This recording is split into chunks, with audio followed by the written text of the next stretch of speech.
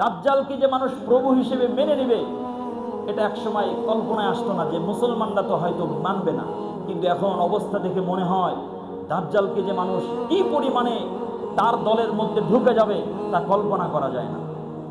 কারণ যাকে আপনি যার জন্য এখন পাগল, সে তো আপনাকে পানি বৃষ্টি কিছুই দিচ্ছে না, তারপরও কেন যেন আপনার ভিতরে পাগলামি।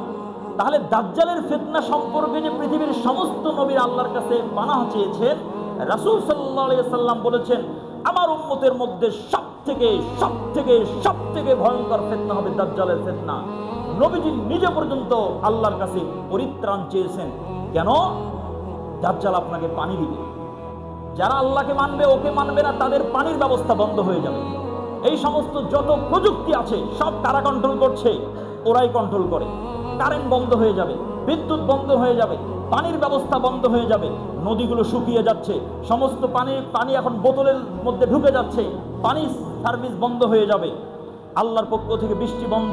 দাজ্জালকে যারা অনুসরণ করবে, ও যদি বলে আকাশ তুমি বৃষ্টি দাও, আল্লাহ কিছু ক্ষমতাও তাকে দিবেন মানুষকে পরীক্ষার জন্য, তো বৃষ্টি হবে। এটা দেখার পরে কয়জন মুসলিম এই দলে থাকতে পারবে যেই দলে থাকলে বৃষ্টি হয় না, যেই দলে থাকলে পানি পাওয়া যায় না, যেই দলে থাকলে ক্ষুধার্ত থাকতে হয়? টিকবে না। সবাই দাজ্জালের দলের মধ্যে চলে যাবে। দাজ্জাল আরো অনেক কারিশমা দেখাবে, এক হাতে জান্নাত দেখাবে আর এক হাতে জাহান্নাম দেখাবে। একজন যুবককে হত্যা করে সবার সামনে আবার জীবিত করবে, ভেলকিবাজি দেখাবে। তো মানুষ যাদের ঈমান দুর্বল, এরা একেবারেই স্বাভাবিকভাবেই দাজ্জালের দলের মধ্যে চলে যাবে। এই জন্য সামনের সময় বড়ই ভয়াবহ।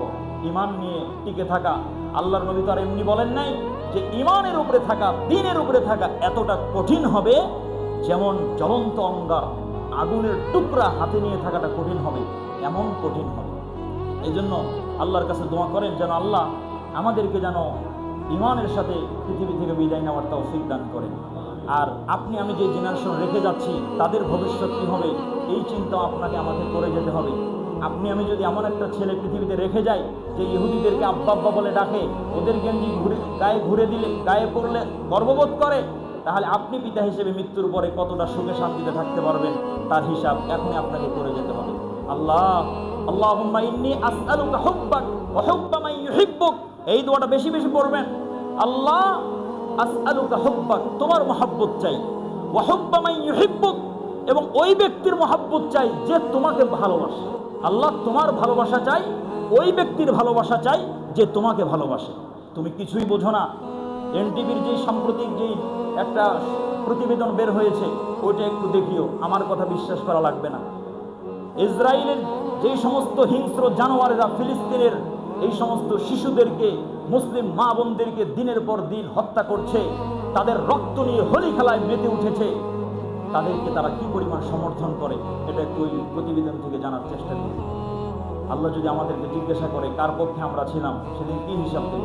আল্লাহ আমাদের যুব সমাজকে তুমি বুঝ দান করে বলেন আমিন। মুহতারাম মুসল্লিন আল কিরাম, কথাগুলো খুব দুঃখ নিয়ে বলতে